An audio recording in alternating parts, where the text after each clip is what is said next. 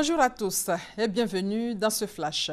La lutte pour le climat se poursuit à Marrakech. La 22e conférence de l'ONU sur les changements climatiques, la COP22, débutée le 7 novembre au Maroc, se poursuit donc jusqu'au 18 novembre. Elle doit permettre la mise en œuvre des décisions prises l'an dernier à Paris. L'objectif est de proposer des solutions concrètes pour protéger les pays du Sud, en particulier l'Afrique, première victime des conséquences du réchauffement de la planète. En Côte d'Ivoire, le ministre de la fonction publique face au syndicat des fonctionnaires après 72 heures de grève. Il s'agissait pour Pascal Abina d'échanger sur les différentes revendications afin de trouver des solutions, nous dit Éric Goré. Le ministre de la fonction publique et de la modernisation de l'administration autour d'une table avec les syndicats des fonctionnaires et agents de l'État à la recherche des solutions durables. Après un arrêt de travail de 72 heures pour protester contre la nouvelle réforme de retraite arrêtée en 2012 et qui rentre en vigueur cette année. L'objectif du gouvernement, c'est de faire en sorte que dans un délai pas trop lointain, qu'il n'y ait plus de journaliers dans la fonction publique.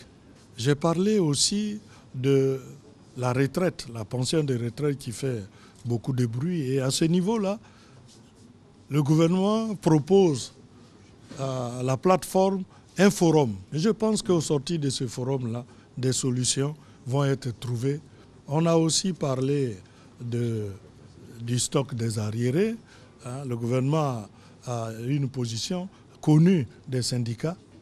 Et je pense que là aussi, la porte n'est pas fermée. Pour le représentant des fonctionnaires, cette discussion est une lueur d'espoir pour des lendemains meilleurs. La première chose que je voudrais dire, c'est de remercier le ministre. Parce qu'un syndicaliste, son objectif n'a jamais été la paralysie. Quand il dépose un préavis de grève, c'est une interpellation forte pour dire nous voulons discuter. Et aujourd'hui, nous avons été reçus dans une ambiance conviviale. Des réponses sont annoncées sur certains points, d'autres points sont en suspens, mais la discussion continuera. Ce sont plus de 10 syndicats qui ont pris part aux échanges. D'autres rencontres sont prévues dans les prochains jours pour aboutir à un accord. Procès de Simone Gbagbo. Les audiences se poursuivent sans l'accuser. L'ex-première dame a de nouveau refusé de comparaître devant la cour d'assises où elle est jugée pour crime contre l'humanité. L'ancienne première dame ivoirienne et ses avocats boycottent les audiences. Ils protestent ainsi contre la non-comparution de témoins qu'ils estiment clés. Déjà condamnée à 20 ans de prison l'année dernière, Simone Gbagbo est cette fois-ci poursuivie pour crime de guerre et crime contre l'humanité. Le président du tribunal a toutefois décidé que les audiences se poursuivraient à son absence.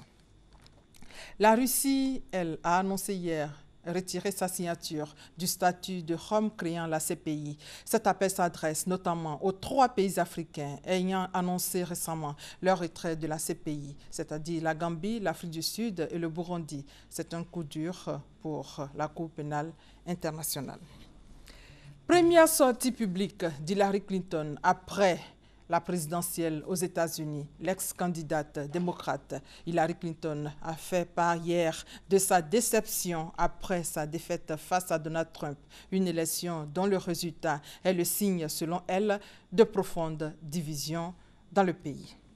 Voilà, et c'est la fin de ce flash. Merci de votre fidélité. On se retrouve à 13 h.